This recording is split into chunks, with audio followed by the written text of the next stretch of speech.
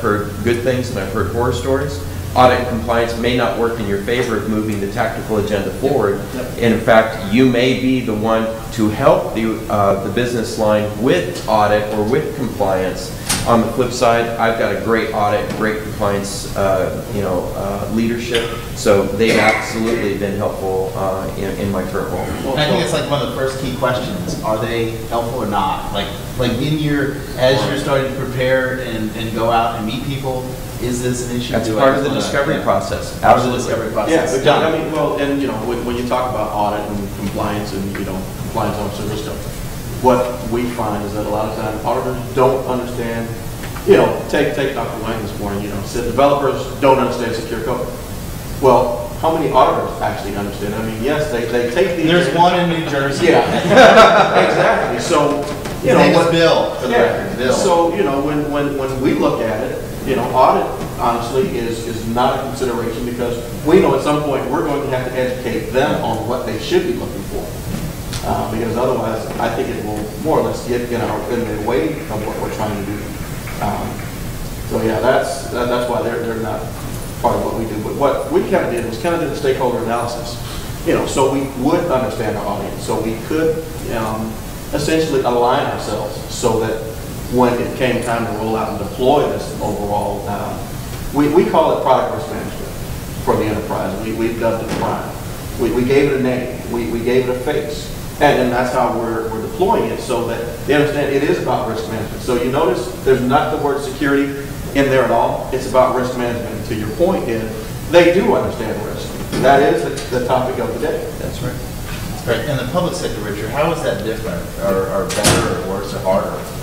One thing on some of your great comments, you forgot layer 10, which is religion. You got to address that. No, but I focused a lot of my efforts on the head of application development. So there's an enterprise application development team, and clearly I wasn't going in there and saying, hey, you're not, everything that was said at the keynote this morning is true for us, by the way. I won't give you our IP, I guess, but the bottom line is I have to influence them somehow. So I attended their meetings. He allowed me to go in there. Half of it was up here, which is fine, but I got to see their interactions. They have good intentions, but security's down here on importance. It's all about giving the client all the tools that they want, all the functionality, and security is. They swore they're secure.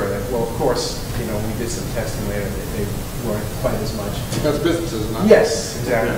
No, but it's just not there on their radar for them. So by my attending the meetings and getting comfortable with them, and they're getting comfortable with me, and my not screaming and being a security cop, but just being a partner, that goes a long way. It's so much of it about its perception. On the other side of it, we talked about 3 layers deep and out, in all different directions. Yeah, you have to know everyone who's a stakeholder. You got to know audit. Whether you want to or not, you got to go pay them a visit and shake hands and introduce yourself and just try to stay on the same page. And be supportive to everyone as much as possible. Pick your battles.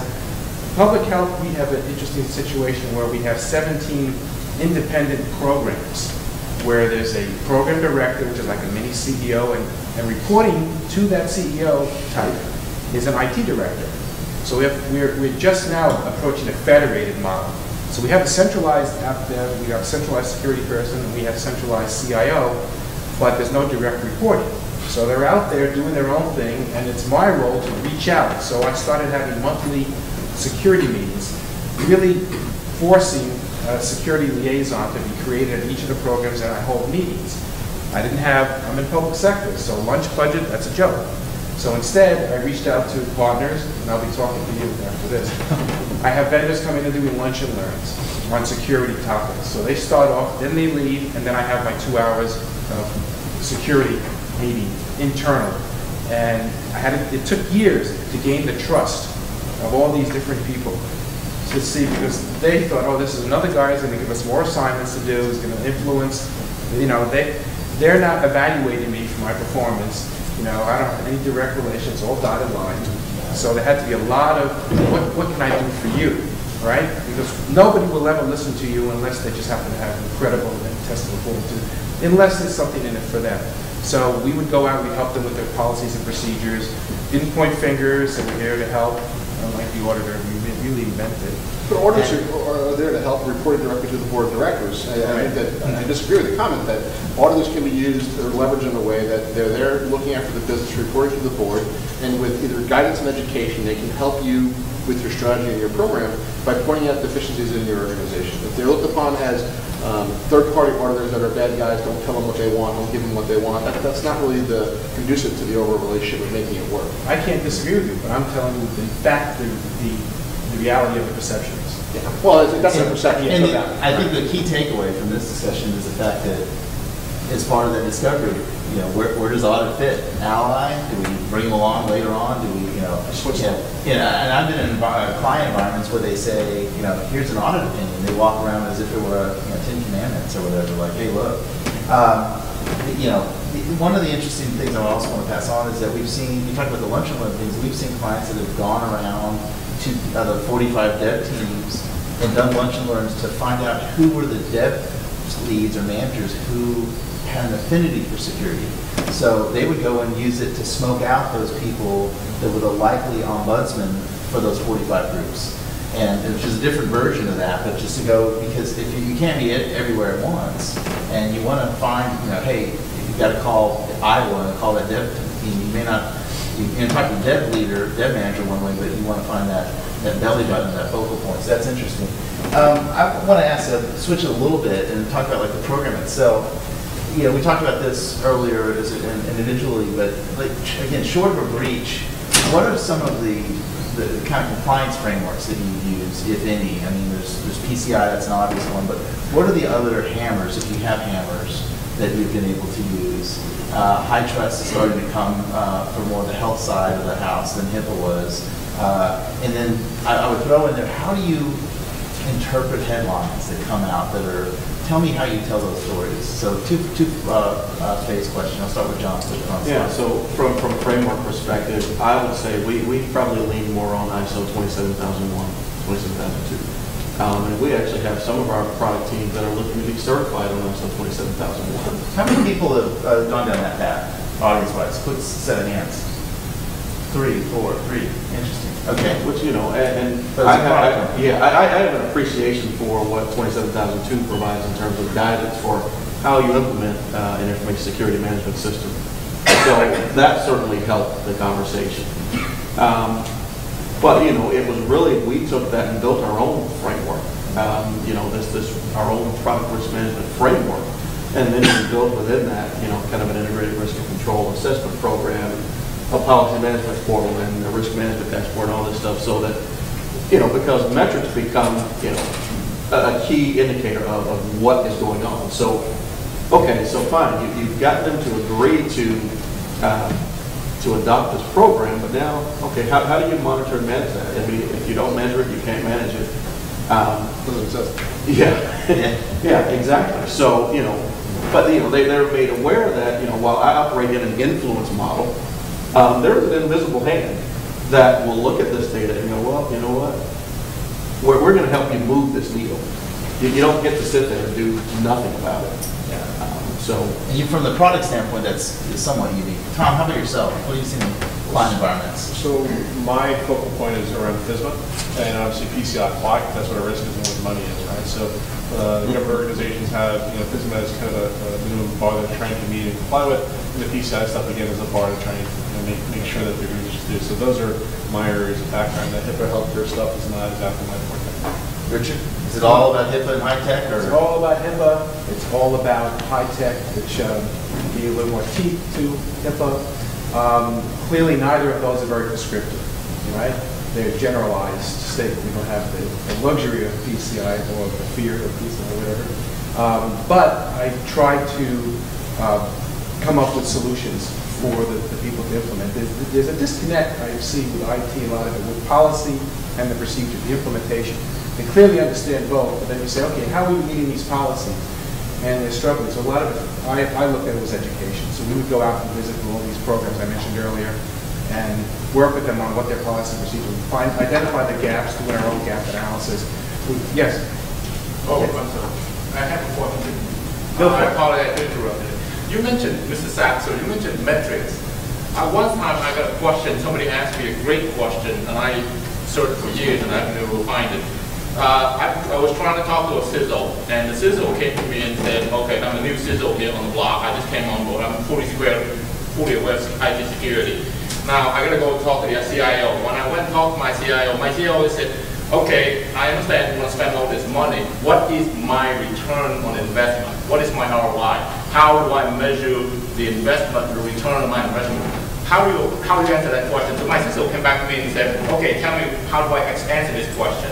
Can somebody tell me that? What's the loss? What's the potential loss from not doing well, the only thing, potential, if you mention potential loss, then all you're doing is do a scare tactic. Because no, you say, I disagree. I think being able to quantify a situation for us to, if you don't do Y, X will transpose. And I'll give you an example of that exact situation. Sitting in front of, I used to work for a bank a long time ago, sitting in front of the people that own the bank, explaining to them the SEC regulations require broker-dealer communication to be archived out to the third party, right, to have that information. The question was put to me was, what's the solution? Cost $275,000. What's the fine? $250. They'll pay the fine. Next question. So that's all relative about the business as to what's their there's a risk-reward factor there. right, exactly, but they haven't had a breach yet. So how am I supposed to go to them and say, in case if you have a breach, here's your loss? Well, how do I quantitate? Well, I think so. So what you do there is you talk about, risk treatment, risk acceptance, or you can just be risk ignorant if you like.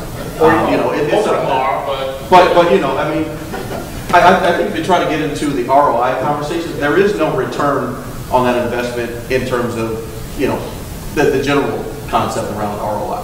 What there is there is a risk-reward balance. Okay. How much risk is he willing to take? And you outline it for him and say, okay, you know what? If you're willing to take the chance that this will never happen, well, you know what? Then fine. You know what? You may win that bet, but if you lose that bet, here's what you also lose. And talk to them in the terms that they're used to. Ask them if they have life insurance for their family, if they have health insurance for their family. If they do, then clearly they buy into the whole risk process and they're buying into this quote-unquote ROI. If they don't have insurance, well, they like to live dangerously. Or you go full scope and you have your organization punched in the face and you determine if they can actually stand up, right? Which is going ahead and quantifying that if you've never had a breach, what does it take to actually have that replicated from a full scope pen test and have the organization identify where their treasure is and see if it can be captured. If it can be captured, you just quantify the potential destination, which could satisfy the quantity. Let me throw it over to Ed, and then I'll take a question out of the audience. But let's shift it a little bit. I mean, could your business do what you do without the security? I mean, the answer is no. I wouldn't at all. No. So, what if you want to characterize this enablement stuff? What do you do that allows your business units to conduct business? I'm going to hit a couple of things, pulling comment that you made starting off, that comment, and then that question. One is, if you are attempting, this might sound like Jeff Foxworthy, if you're attempting to do this, you might be. The issue is, it shouldn't be a hammer. None of the frameworks, none of the regulatory requirements should be a hammer. And if it is a hammer, it shouldn't be in your hands. Leave that to audit, leave that to compliance. You're there to help enable.